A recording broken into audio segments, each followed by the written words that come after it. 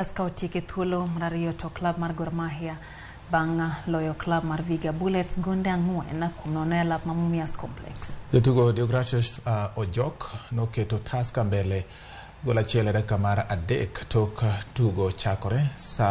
Kamashani Mwinyi nomedo ne Tusker gol mar 2 e dakika mar 45. Bang' jatugo wuok e yweyo, Tusker nomedo gol mar 3 kokalo kuom jatugo Stewart Mondi e dakika mar 84. Mondi nomedo gol mogik ne Tusker ka points 3 miyo Tusker FC magin joloch season mokalo tieko e tok klab mar Gor Mahia gi points 69. Klab mar Police FC otieko season e thuolo mar 3 ka klab mar Nzoia Sugar otieko e thuolo mar 4.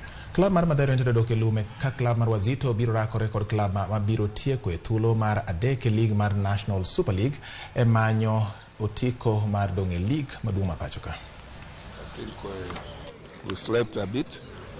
For 2 matches we played Moroni and Costa Rangers.